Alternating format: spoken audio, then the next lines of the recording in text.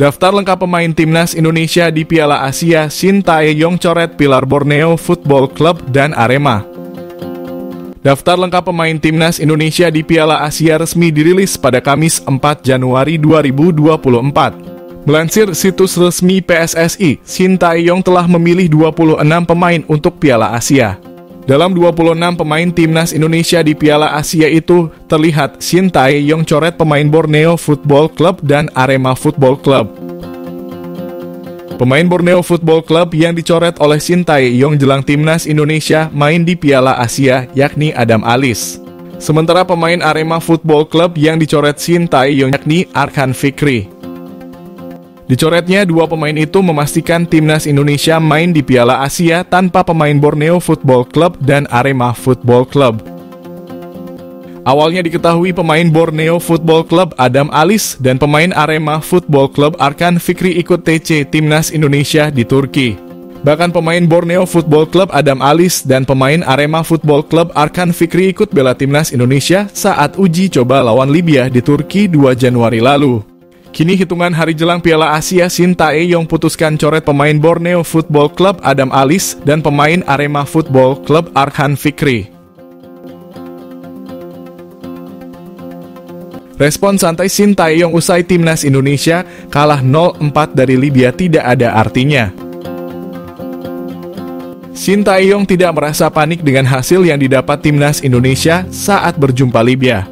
Sebab menurut sang pelatih skor laga tersebut tidak punya arti apapun bagi skuad Garuda. Indonesia memainkan laga uji coba lawan Libya.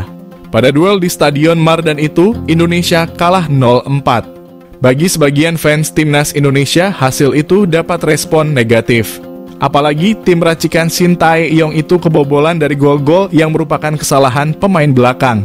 Meskipun kekalahan telak dari Libya dapat respon negatif dari fans, Shin Tae-yong cukup santai menanggapi situasi yang ada. Sebab dia punya sudut pandang lain dalam melihat laga lawan Libya. Shin Tae-yong hanya cek kondisi pemain. Laga melawan Libya merupakan uji coba pertama timnas Indonesia usai 2 pekan latihan fisik.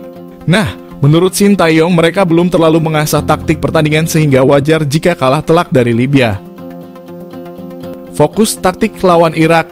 Selanjutnya, timnas Indonesia bakal kembali berjumpa Libya pada hari Jumat. Lalu Indonesia akan berhadapan dengan Iran sebagai uji coba terakhir sebelum memainkan laga perdana di Piala Asia 2023 lawan Irak. Kinerja Shin Tae-yong di timnas Indonesia bikin pelatih Malaysia ikut bangga.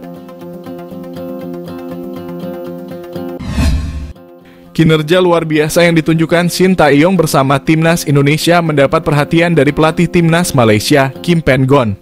Kim mengaku bangga dengan rekannya asal Korea Selatan tersebut. Selain itu, Kim Pen-gon juga mengapresiasi tangan dingin rekan senegaranya, Park Hang-seo, selama menangani timnas Vietnam. Kim Pen-gon menyusul Park Hang-seo dan Shin Tae-yong sebagai pelatih asal Korea Selatan yang telah lebih dulu mengadu nasib di Asia Tenggara.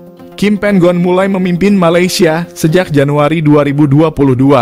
Juru taktik berusia 54 tahun tersebut dikontrak selama 3 tahun sampai Desember 2025. Dalam periode itu, Kim Pen-gon membawa Malaysia lolos ke Piala Asia 2023 Qatar. Park Hang-seo berhasil menyulap Vietnam sebagai kesebelasan yang disegani di kancah Asia dan bergelimang gelar di level ASEAN. Sementara Shin Tae-yong meski belum mampu mempersembahkan gelar, bisa mengantar timnas Indonesia melaju ke Piala Asia setelah absen selama hampir 17 tahun. Selain itu juga membuka jalan bagi orang lain untuk mengikutinya sekarang, karena para pelatih Korea Selatan melakukan hal ini secara luas di ASEAN.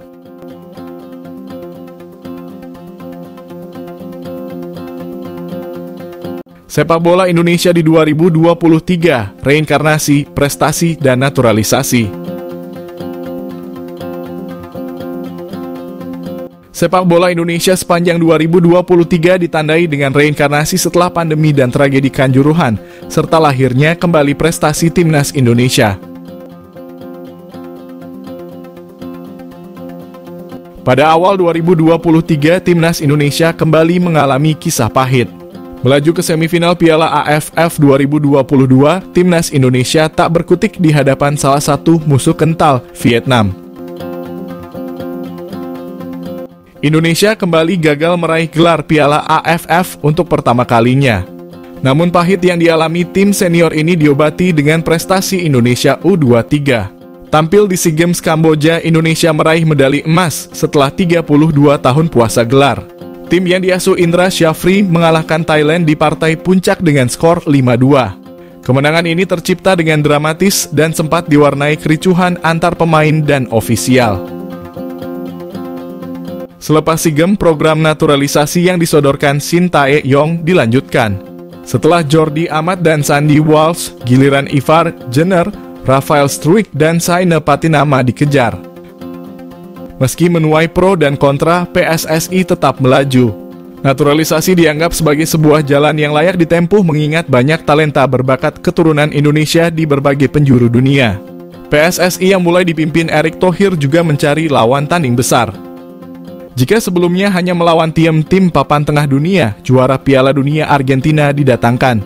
2 bulan setelahnya, Indonesia U23 untuk pertama kalinya lolos ke putaran final Piala Asia U23 2024. Namun di penghujung tahun 2023, performa timnas Indonesia mengalami penurunan. Meski sudah diperkuat 6 pemain naturalisasi, Indonesia kandas di laga perdana kualifikasi Piala Dunia 2026. Tak tanggung-tanggung, Indonesia dibantai Irak dan Filipina membuat Indonesia frustrasi lewat skor imbang. Terakhir, pada 20 Desember, timnas Indonesia berangkat ke Antalya, Turki untuk menjalani persiapan tampil dalam Piala Asia di Qatar.